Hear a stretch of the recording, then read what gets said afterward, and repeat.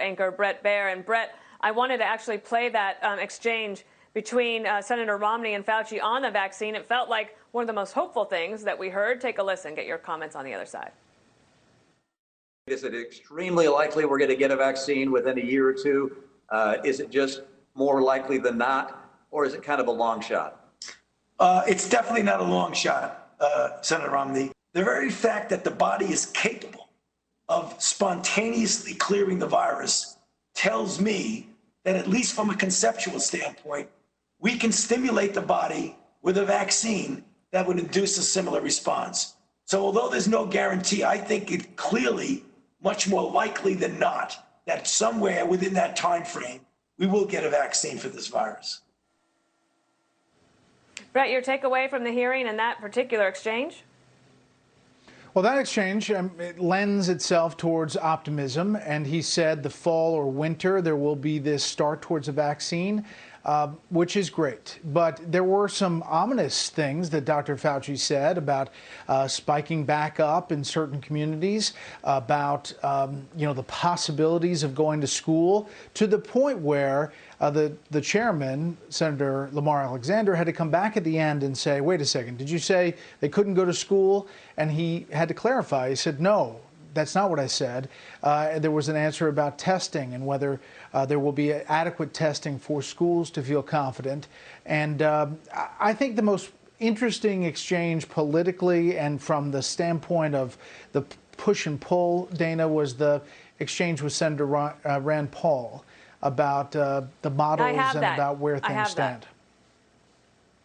Yeah, I pulled that and the one from the schools. Let's play that one first. This is kind of testy. Watch, between Paul and Fauci. I think we ought to have a little bit of humility in our belief that we know what's best for the economy. And as much as I respect you, Dr. Fauci, I don't think you're the end all. I don't think you're the one person that gets to make a decision. I have never made myself out to be the end all and only voice in this. I'm a scientist, a physician, and a public health official. I give advice according to the best scientific evidence. I don't give advice about economic things. I don't give advice about anything other than public health. All right, Bret, your thoughts on that exchange? Well, I think that was the definition of where we are. I mean, there's this thought on the right and some corners of the right that Fauci and Birx are steering the president towards, lockdown 100% of the time. They are providing their advice. There's a thought on the left that the president is ignoring their advice and just opening up everything and doing it dangerously.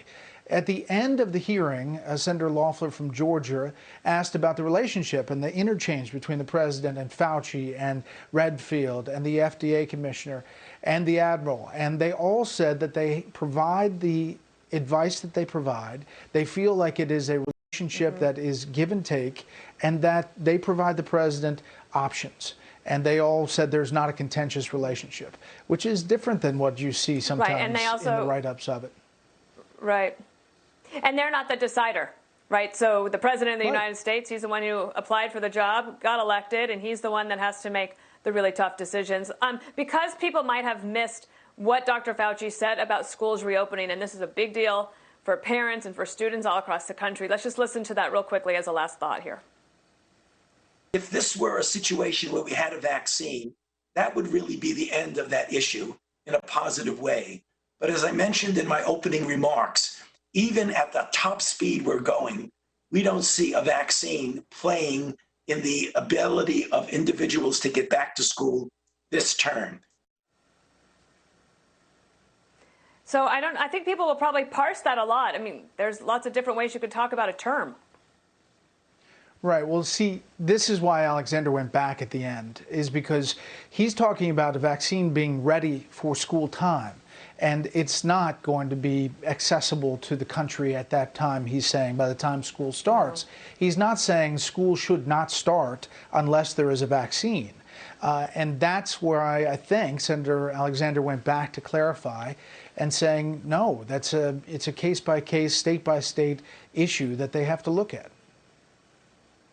Right. In some places like Purdue University, already making a decision saying students will be in classrooms in the fall. So others maybe follow suit. Bret Baier, thank you. We'll watch you on Special Report tonight. All right, Dan.